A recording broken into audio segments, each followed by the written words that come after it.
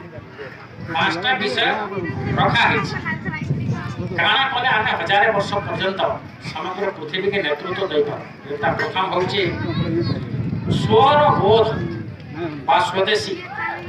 द्वितीय विषय होची नागरिक कर्तव्य तृतीय होची पर्यावरण चतुर्थ होची सामाजिक समरसता और पंचम होची कुटुंब प्रबंधन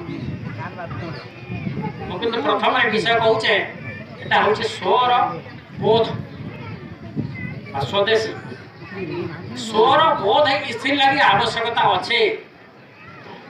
जे आमको जदि जना ना जे आमे किए बोली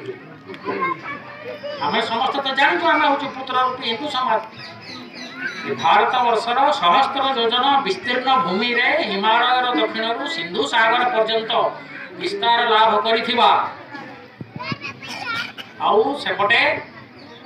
मकरान रु आरंभ होइकरी पूर्व रे मंडाले पर्यंत जेंटा ब्रह्म माने ब्रह्मदेश रे जे नदी अछि मंडाले नदी से तार तट पर्यंत विस्तार लाभ करिथिबार ये विस्तीर्ण भूमि रे सनातनी हिंदू माने बसवास करूछन तो ये सनातनी हिंदू मान को काना निजर आचरण परिवर्तन करबारे पड़वा इमाने समस्त निजे भूली सारी छन हम समस्त मोय भी मोर स्व के भूली सारी जाय मोर पूर्व पुरुष मोर सामने रे केन प्रकार जीवन आचरण पद्धति प्रस्तुत करि के जाइथिले सेटा मोर भूली गली सेटा के मने पकाबा के पड़वा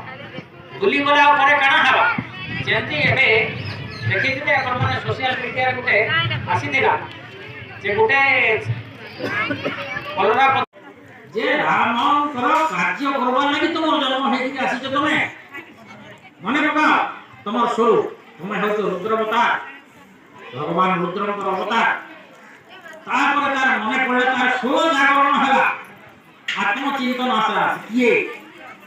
तापर एकर से विशाल काय गुटे लंफ प्रदान जेते बले करचे महेंद्राचल पर्वत बा सुंदराचल पर्वत ऊपर के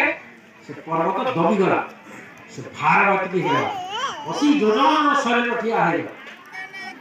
से कहले को बुके भूल करे देखि देनी मार आ तापर दानर काम है जब से प्रकार फेर थरे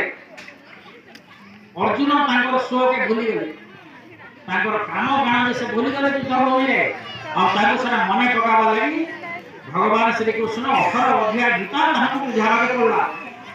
तो आज हिंदू समाज निजर कर्तव्य पालन के भूली जाए निजर जीवन आचरण के भूली जाए से हम सब